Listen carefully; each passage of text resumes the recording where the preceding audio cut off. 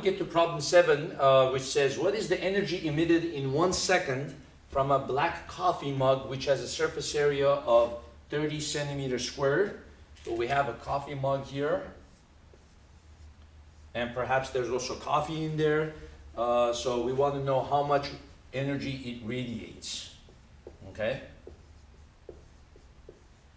And the cup happens to be black.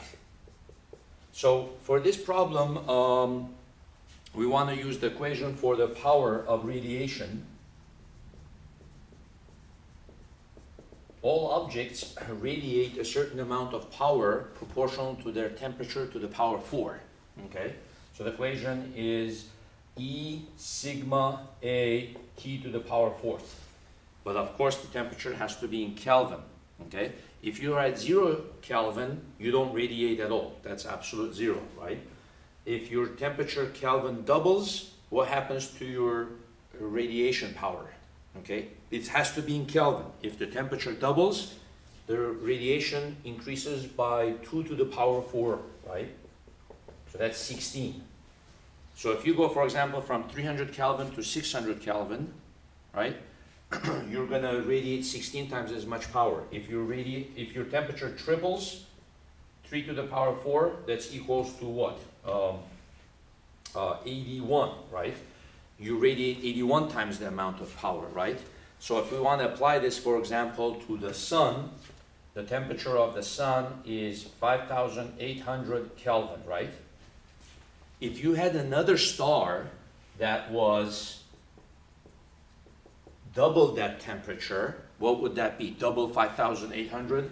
That would be 11,600 Kelvin, right? So this star would be twice the temperature of this in Kelvin. This star would radiate 16 times the amount of energy that our sun would radiate, right? 2 to the power 4. If you had another star that was 3 times this temperature, right? Which would be what? 17,400. And what would that star radiate? Well, it would radiate 81 times the amount of energy that our sun does. And then you can do this for any kind of star. So this is objects. I'm focusing in on the temperature to the 4th. The area has to do with the surface area of the object. The bigger it is, the more it radiates, right? The sigma is a constant called the radiation constant, and it's a universal constant. The sigma is equal to 5.6696 times 10 to the negative 8. And of course the units of it is watts per meter squared Kelvin to the 4th, right? Well, in order, the units have to be such that it makes this equation work out. It has to be watts per meter squared per Kelvin to the 4th, and the two sides gives you the same units then, okay? E is the emissivity, okay? Emissivity. Basically, E tells you how much the object tends to emit. Black objects, black colored objects, are the best emitters, okay? So black, the emissivity is 1. So if you have something that's black and it's hot, it's going to emit a lot of radiation. Black also happens to be good absorbers, okay? And so they also are good absorbers. They absorb a lot of heat, and they also radiate a lot of heat, okay? So how do we find the answer to this? So it gives us here the area, right? 30 centimeters squared. So we change this 100 centimeter is 1 meter. And then we change the surface area to meter squared, right? The centimeter cancels. So it's going to be 30 times 10 to the what? This is 100 in the denominator, so 10 to the minus 4. So it's going to be 3.0 times 10 to the minus 3 meters squared. Right? This is going to move over, and you're going to get 3.0 times 10 to the minus 3 meters squared. Now, the temperature is given in Fahrenheit, so we have to change that to Celsius and then to Kelvin, right?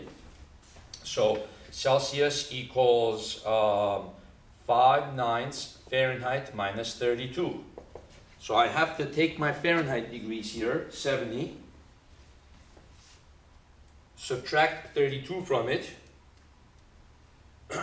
okay, and I'm gonna get here, let's see, 70 minus 32, and then that number gives me 38. 5/9 of 38. So the Celsius is going to be 21.1 repeating once. Then I'm going to have to add 273.15 to it. So Celsius plus 273.15.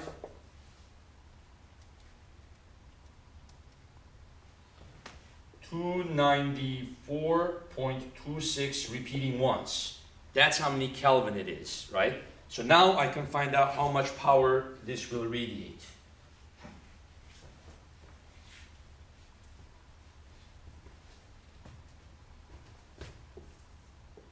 Okay, the emissivity is 1. The sigma is 5.6696 times 10 to the minus 8. The surface area is 3.0 times 10 to the minus 3. Okay, and then the temperature is equal to 294.261 repeating 1 to the power 4. Okay, so I have to raise this answer to the power 4.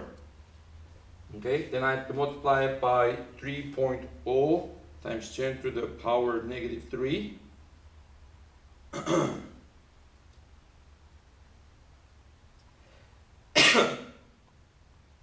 Then I have to multiply it by 5.6696 times 10 to the power negative 8. And I get the power is equal to 1.275 watts. What's the use of that? Well, what that means is that 1.275 joules per second. So every second, this cup will radiate 1.275 joules, okay? So we could kind of do a further investigation. We could say, well, if we knew the mass of the car, the mass of the cup, right? Remember, H is equal to mc delta T. If something is losing heat or gaining heat, based on its specific heat, its temperature is going to change, right? So this is how much heat is losing. So after 1 second, what's going to be the new temperature of the cup? Well, after 1 second, you will have lost 1.275 joules, right? 1.275 joules. Now, what is the mass of the cup? Well, the problem doesn't tell us the mass of the cup. Let's just assume the cup has a mass of just something realistic. Let's say it's a mass of 100 grams, okay? So, maybe more. So let's just say it's 0.1 kilogram, right? So the mass is 0.1 kilogram. What's the specific heat likely to be? Well, we need the specific heat to be in units of joules per kilogram Celsius, right? Well, the specific heat of water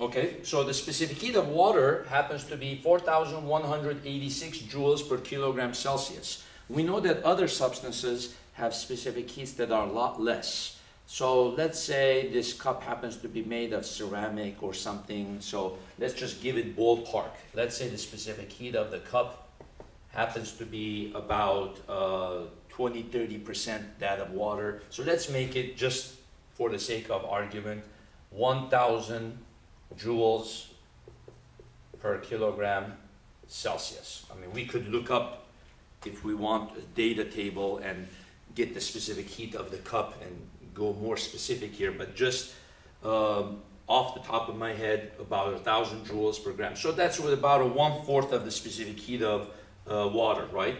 So then I'm going to put here 1000 delta T. So after 1 second, the cup will have radiated 1.275 joules. The cup's mass is 0.1 kilogram. This is 1000 joules per kilogram Celsius. This will tell me what's the change of temperature of the cup in 1 second. Okay, that's going to be 1.275 divided by what? 0.1 times 1000. That's equal to 100. Okay, so a change in temperature is going to be 0.01275 Celsius. Okay, so of course that's not noticeable, right? After 1 second, the cup has cooled, but 1 second is very quick. After 2 seconds, 3 seconds, 4 seconds, 5 seconds. After 10 seconds, the cup is 0.1275 Celsius cooler. Now it's a little bit more noticeable. Okay, after 100 seconds, what's the change in temperature of the cup? That's 1.275 Celsius. Okay, so now after about a minute, that's a little bit longer than a minute, the cup is 1.2 Celsius cooler, and you can actually notice that. But of course, this is only an approximation. Why? When the cup cools, what happens to the power? When the cup cools, the power radiated by the cup actually goes down, right? So actually, the final temperature of the cup is going to be higher. It's not going to lose exactly 1.275 Celsius because its rate of cooling will decrease as the cup cools, right? Now, what would happen if the cup wasn't black? What happens if the cup is colored cream color or some other color, right? Well, what that will do is it will decrease the emissivity. Maybe the emissivity is 0.6 now or 0.5. So what is that going to do? It's going to decrease the amount of radiation of the power, and the cup will not cool down as quick as the black cup. Okay, so the black cup will cool quicker. The cream colored or some other colored cup will not cool as quickly. Okay, so you can see now how to use this equation, what is it used for, and then how to tie that equation with the equation of the specific heat and the change in temperature and stuff like that. Okay, so this is really cool. Bye-bye.